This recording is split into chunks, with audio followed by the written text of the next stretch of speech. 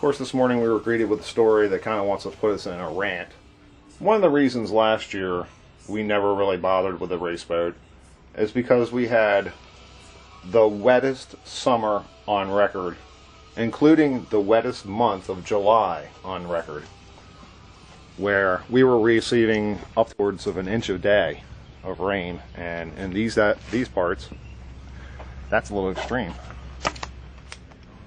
So in our news feed this morning, there was the Farmer's Almanac prediction of what the summer is going to be like. It didn't disappoint. It's supposed to be colder and wetter than it normally would be. I mean, yesterday alone, we got at least an inch and a half.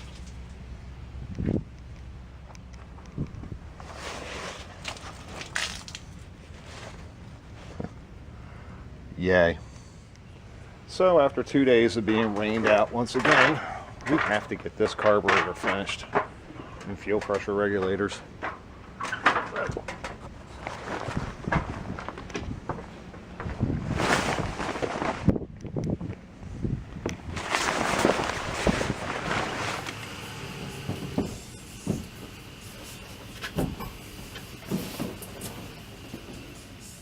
So we got our trusty basket of tools here, and let's get updated at where we were at. When it rained, we were right about here. We have our carburetor on, plates mounted, everything's tightened down. It's just now we have to hook everything back up.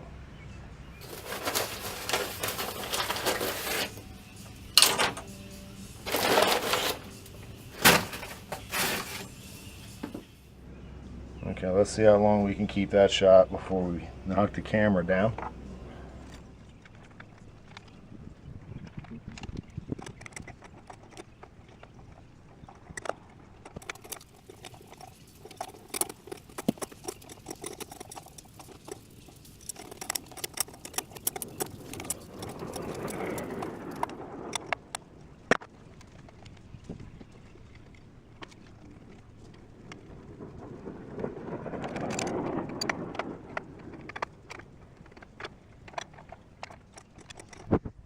Gotta say, we do like this setup, as expensive as it is. I would have preferred if the actual would have been steel than aluminum. That way we could have took this bracket over here, throttle bracket, and actually cut it in half and cut this one in half and welded them together. But it works, and it's not going to affect the motor any, so off to the fuel system.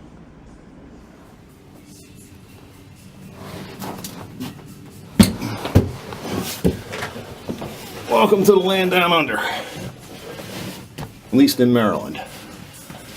So once again, it's going to be another wash, rinse, and repeat here. We're going to take this fuel line, which runs up here, to our cheapo pressure regulators, and we're going to run it up through here and over the intake.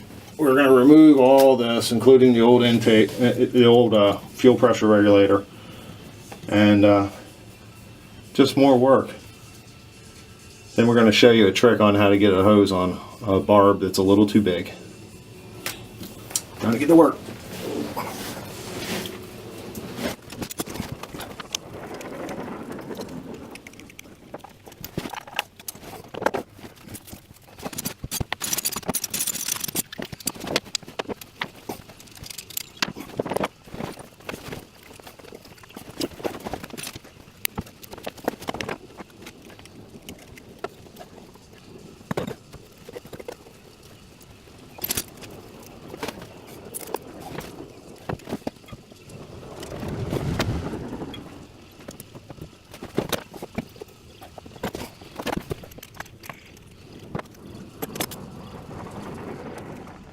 You would think laying down on the job would be fun. Try pulling a bolt out, a 5/8 inch bolt out of here, laying on your back. Not so fun. And wouldn't you know it, I'm about speechless over this. That's not so friendly skies up there. Oh my God.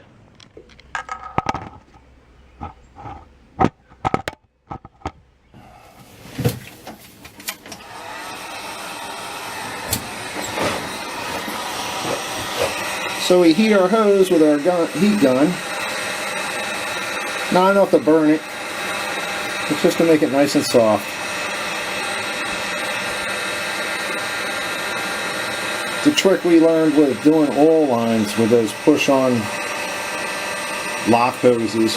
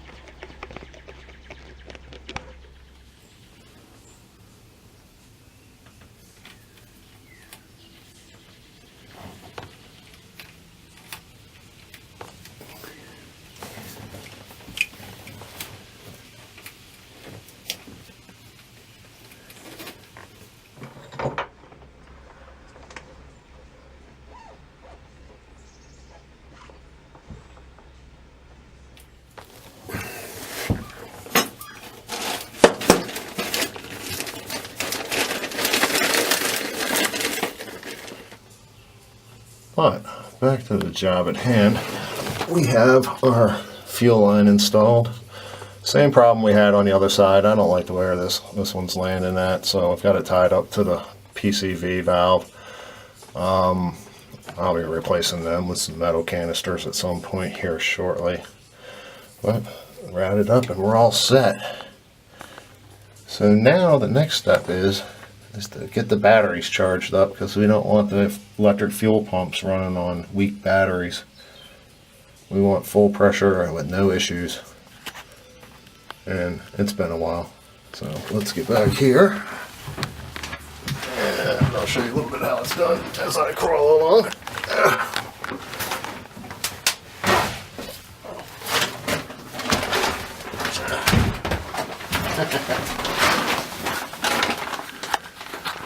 So as I sit in the hole, get to do this with one hand is a little hard. We roll our counter up, our deck up. Don't mind the Maryland spiders, they'll only kill you. And we'll give it a second roll. And there they are.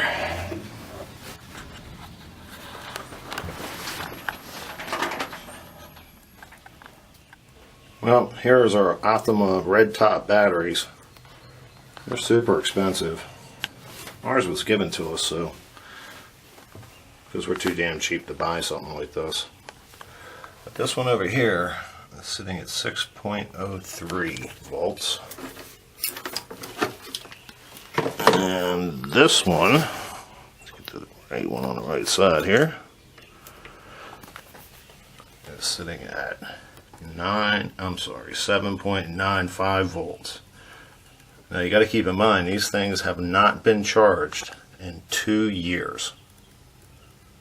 So let's slap the battery chargers on. We got dualies here, left and right. Let's see if we can get these guys back up to where they belong. And the hum begins. We're a little concerned about this one now. This one's old.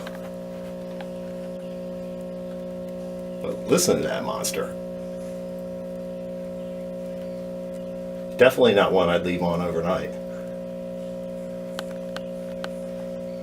Now that the dual battery chargers are plugged in, pumping juice into the old boy, it's time to add some Freedom juice. Just regular 93 octane, that's what the motors run off of. You weren't going to find much better in the Bahamas, but instead of the fills on the front, because of the bad angle of the driveway and how it sits kind of flat, we actually have these.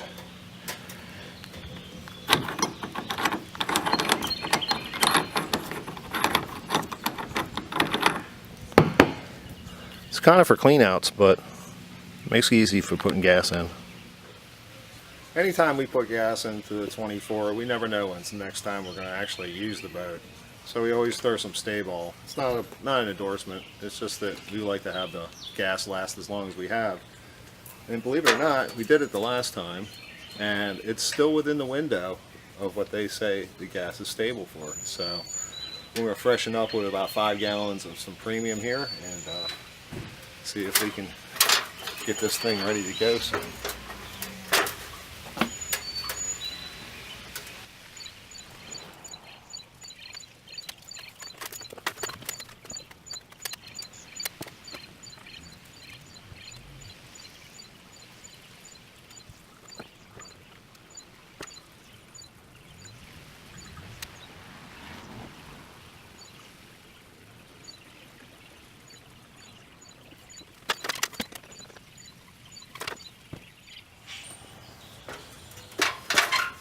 It's like deja vu all over again.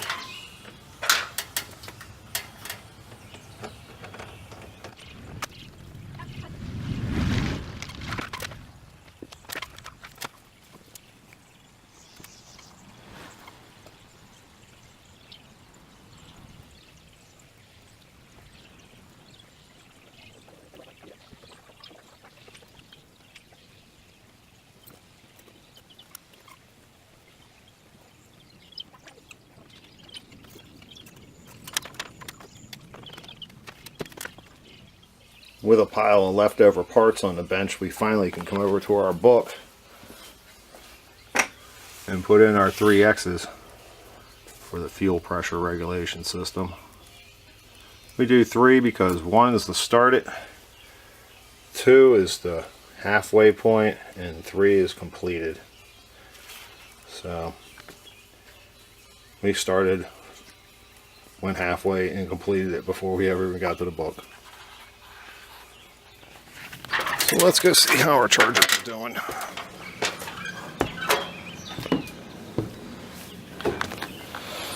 Oh, we got one that's there and it ain't moving. And we got the other one over here humming.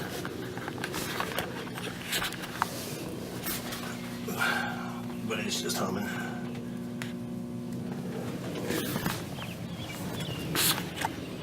See how it goes. This one's just humming away. We switched them around. Maybe one will work a little different than the other one, but or at least overnight. But like I said, we're not going to leave that monster plugged in overnight, so off to another day.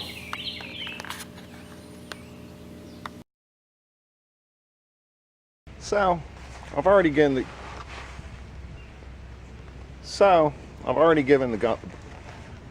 damn.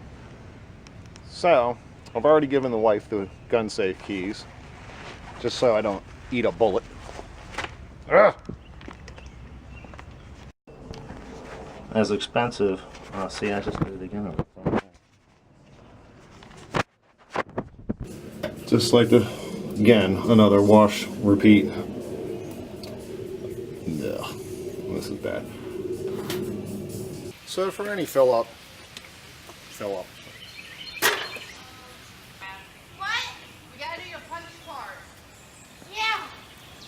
But yesterday I got an hour and 30 minutes long.